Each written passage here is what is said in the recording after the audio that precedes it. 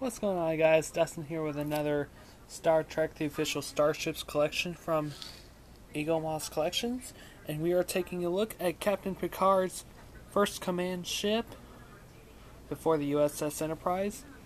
There was the USS Stargazer, NCC-2893. She has a length of 310 meters, max speed of warp 9, 15 decks, and she's a Constellation Class. Very much unique. A very unique class with 4 nacelles. A very unique design. Her registry is NCC-2893, Constellation Class Starship, constructed at San Francisco Fleet Yards, launched in early 24th century, abandoned in 2355. We'll find out more. Length of 310 meters, 15 decks, 535 crew members, warp 9, top speed, phasers and photon torpedoes are her weaponry, and the only captain is Jean-Luc Picard. 2333 onwards. Basically, it was long before the USS Enterprise. Here she is. The unusual starship that had 4 rather than just 2 warp nacelles. The USS Stargazer was a Constellation Class starship that for much of its service was captained by Jean-Luc Picard. She's primarily designed for deep space exploration, defense, and patrol duty. It was built in San Francisco Fleet Yards on Earth and was in service in the early to mid 24th century. She looks slightly shorter than a regular Constitution-class vessel. Its appearance resembled the Miranda-class ships, and it did not have a secondary or engineering hull. Instead, the warp nacelles were attached to a spar at the end of the saucer section. Usually for a Starfleet vessel, Constellation-class were equipped with 4 warp nacelles. 2 were mounted on a pylon above the command saucer, and 2 hung below. Very unique for her design. In 2333, Lieutenant Commander Jean-Luc Picard, who served as a bridge officer on the USS Stargazer when the ship's captain was killed and the first officer was injured. Picard took control of the situation and saved the ship. His initiative so impressed Starfleet Command that it made him the ship's new captain. Basically, he was second officer, going by the ranking system of Starfleet. You have your captain, you have first officer, and you have your second officer. Jean-Luc Picard was second officer. Ship's captain was killed. First officer stepped in as a captain. So that moved him up to be a first officer. When that first officer's captain was injured, Jean-Luc Picard took control of the situation and saved the ship.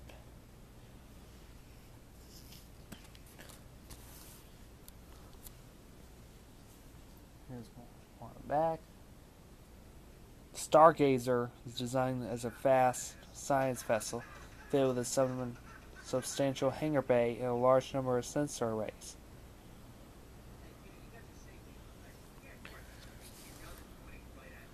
Starfleet believed the Stargazer was destroyed when encountered with a Ferengi vessel. She was certainly incapable of supporting life, but when Picard gave the order to abandon ship, but Damon Buck became obsessed with Picard and recovered the damaged ship. Plans were exposed. The USS Enterprise towed Stargazer away before it was eventually taken to Xindi Starbase 9. During the ship's operational history, the crew made their first contact with Shalna, a warlike species from the planet Shalna, whose society rejected the rule of law and the concept of government in favor of a system where the strong prospered. As a result, their species exists to a state of permanent anarchy.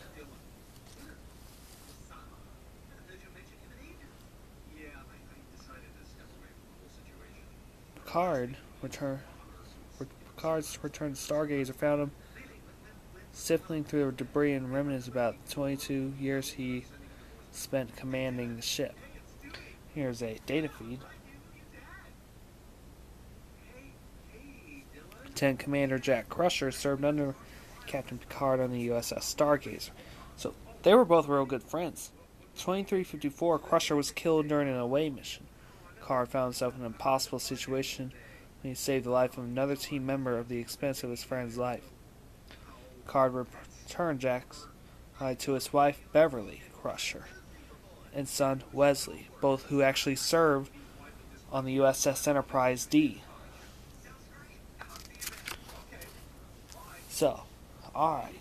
The classic scene is known as the Picard Maneuver, named after Captain Picard devised this innovative battle tactic in command of the USS Stargazer.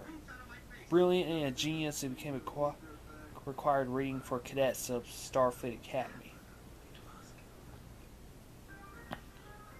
It actually made up a spur of the movement and was born out of desperation. 2355, the Stargazer was crossing the Zeta Maxia star system when it was suddenly attacked by an unidentified ship. Badly damaged, the Stargazer appeared to be at the mercy of the alien ship till Picard devised his plan. So, number 1 is right here. Stargazer was 9 million kilometers away when a Ferengi vessel attacked it without warning. With the ship's shields failing, the Stargazer appeared to be at the mercy. Realizing that the Ferengi ship did not possess faster-than-light sensors, Picard ordered his ship to jump to high warp, suddenly come to a sudden stop, much closer to the enemy vessel preparation for the attack. Once this maneuver is executed, it makes it look like the Ferengi vessel as if there were actually not one but two Stargazer ships at different locations. This confusion gave this Stargazer time to fire its weapons and destroy the Ferengi vessel, which is really cool.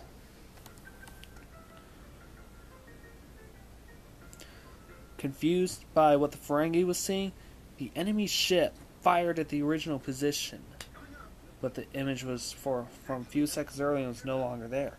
Instead, Stargazer dropped out of warp in the second position, immediately opened fire and destroyed the vessel, but at a bad price. Actually left Stargazer so badly damaged Picard had to order all hands to abandon ship.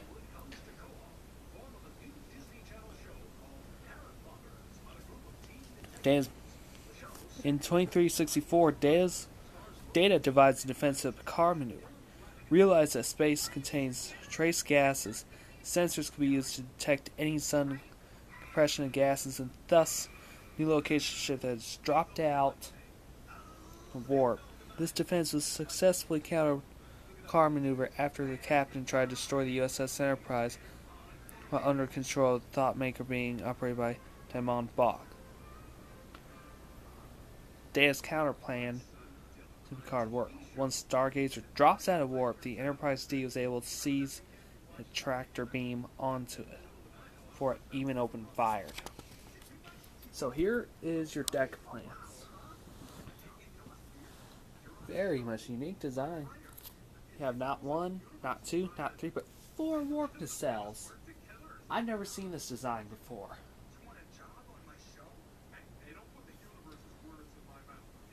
But I'll tell you what, the next ship that we'll look at that has 4 nacelles is the U.S.S. Prometheus, which is a Prometheus class starship.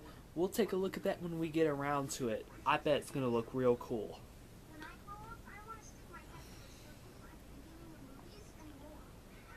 Instead of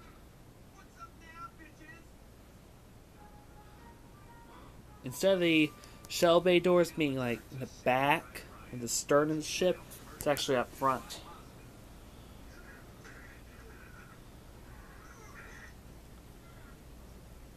You have cross pylons, your warp nacelles here. Your impulse engines are right here. You actually have 4 of them, which is real cool.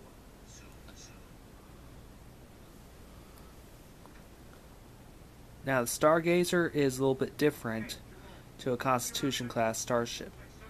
It's actually a cramped little bridge. It's a little much different between Constellation Class vessels of the late 23rd century. Other classes of Starfleet vessels that featured 4 warp nacelles, include the Cheyenne Class, the Prometheus Class, and some variants of the Nebula Class. Prometheus Class we'll take a look at. I'm not sure if they have a Cheyenne or another variant of the Nebula Class. I know they have a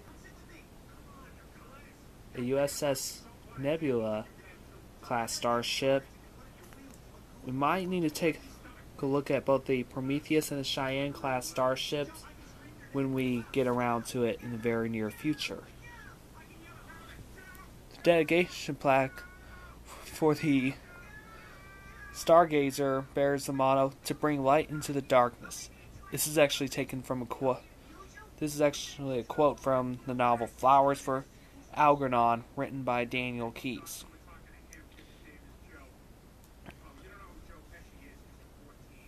You have actually other Constellation Class vessels include USS Constellation, USS Hathaway, USS Victory, USS Gettysburg. For the workhorse, when talking to Captain Montgomery Scott, Captain Picard described the Stargazer as an overworked, underpowered vessel always on the verge of flying apart at the seams. Well, I don't know why. Designing this ship, the script called for the Stargazer to be a Constitution Class Starship, but an alternative was waiting in Captain Picard's waiting room. This is the 4-foot studio model of the Stargazer, closely based on Sternbach's Kit Bash model, but the two ships weren't as identical.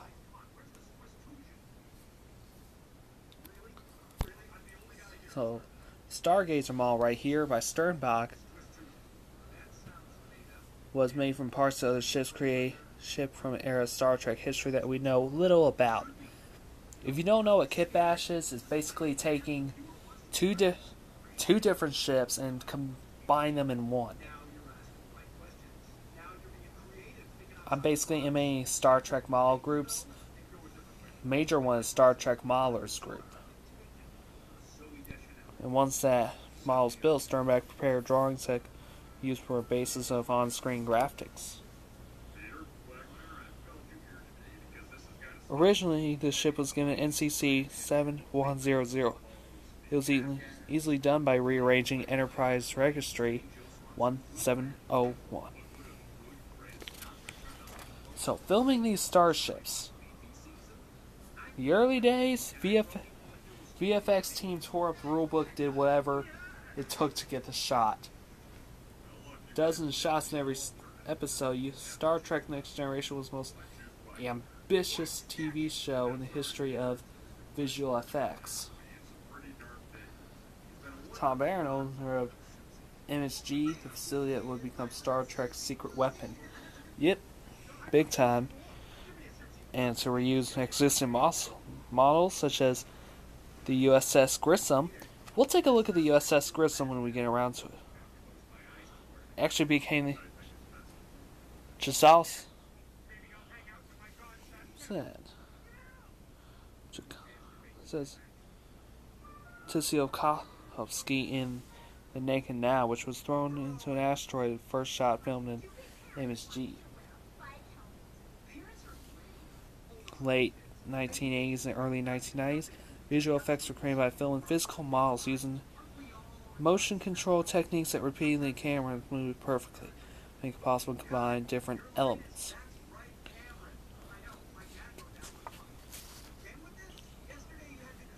Now, filming the Excelsior class model, team retrieved from ILM. Despite the plan working with the existing models, presented some challenges the team had to puzzle out.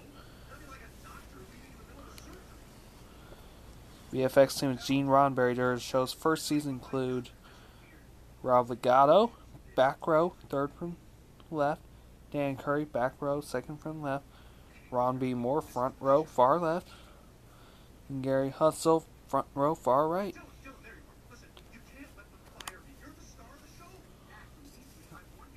Model the Enterprise D came from ILM, but other ships such as Ferengi were built by Greg Jan, who became an essential part of the operation. We actually seen this photo before. It was actually a Ferengi Marauder.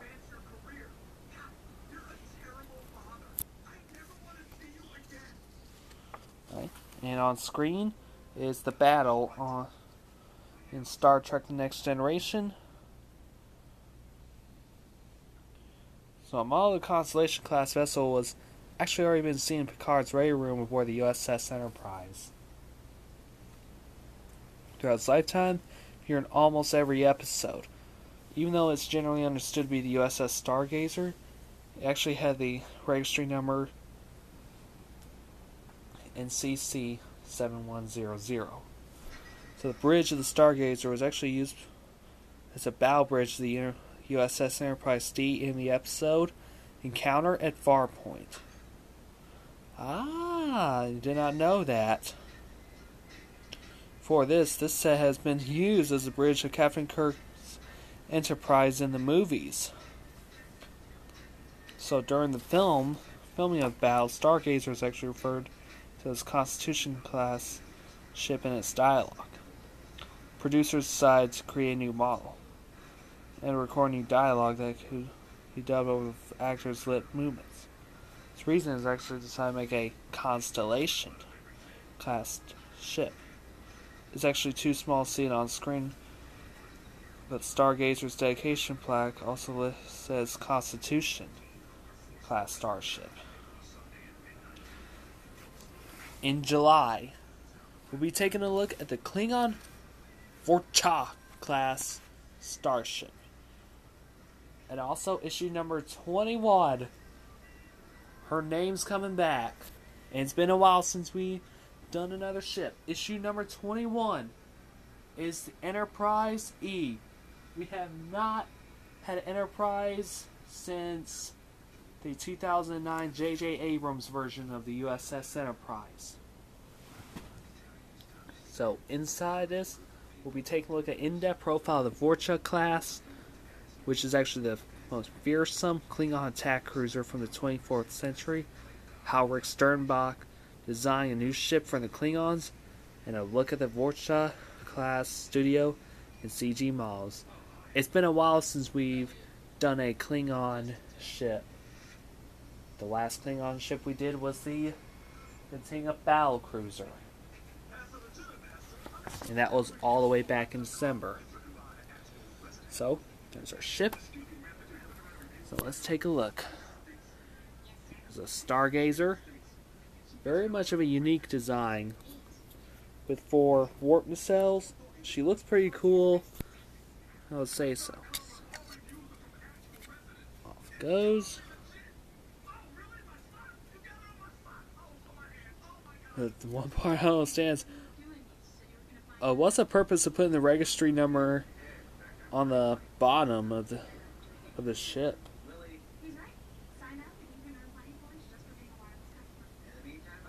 I think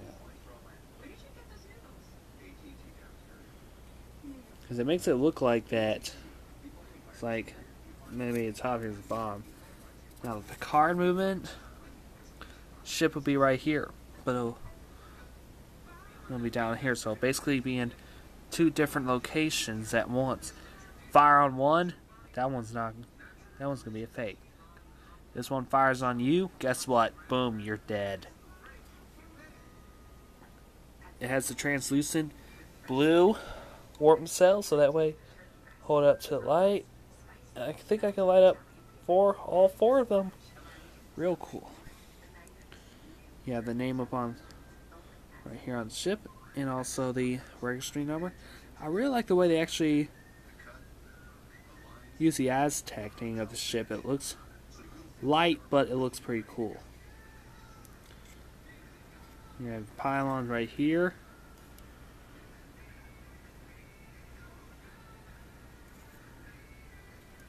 Here's the back of the ship. Real cool, look real intimidating. NCC-2893 are every single warp nacelle tail in the United Federation of Planets. Also a display stand. It may look like it could fit for a Nova class starship, but it only fits for the Stargazer, which is really, really big.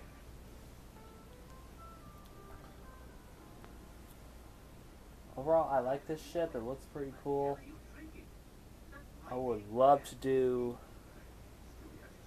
photos with the USS Stargazer doing the Picard movement. May take some time, but I'll eventually enjoy it. So, my name's